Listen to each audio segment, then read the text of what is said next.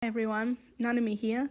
In 2022, I was asked to travel across Lutruwita and record our community's stories of quitting smoking. I heard so many great success stories of our people who managed to quit and got a good picture of why our people chose to quit, how they did it, and what supports they were able to access along the way.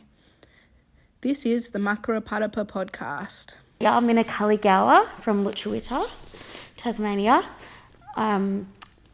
And I'm from Launceston, Cunnamalooka, River Tamar.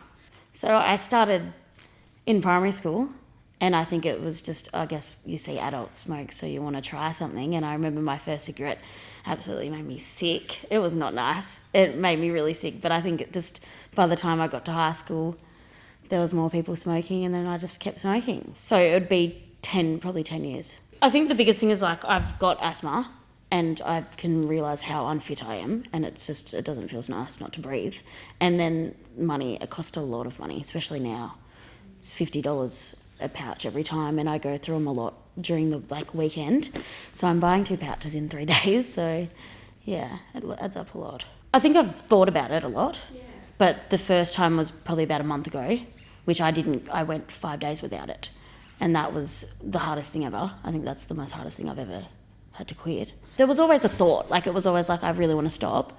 And this time I was like, okay, I'm ready for it. And I went through the 5 days, and then it come to the weekend, and it's a social thing. So I was like, I'll just have a few drags, and it got me back into my habit again. I wanted to go cold turkey.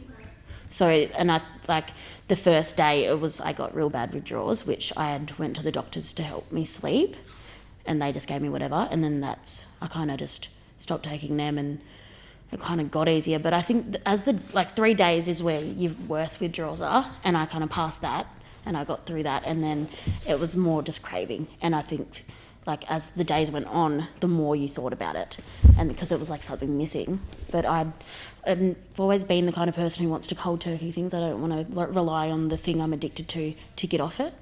So, which I think next time I might try something. But last time I tried patches, which I tried a long time ago, put a patch on, and it just made me really, really sick. I think it's habits more than anything. So after I eat something, I would like to go have a smoke. And then it's social and drinking alcohol is where you smoke more cigarettes too. During the weekend is when I smoke the most. But so I try to keep myself busy as much as possible, and tried to find other things to do on a lunch break where I would go do something else after I eat.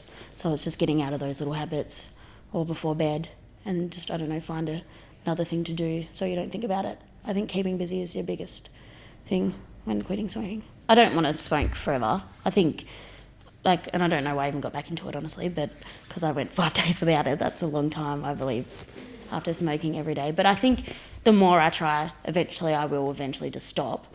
I don't know when, but it will be again soon. I think you just got to be ready for it, I think. Yeah, exactly. Just completely just stop, and that's it. And that's which I'm just waiting for that day where I'm okay, I'm done smoking. Don't give up, and ask for support. If you need help, get the help you need. And don't think that you have a problem and it's whatever, just go get help. Yeah, and just stay strong, push through. It's all about your mind. And yeah, I think anyone's capable to quit smoking.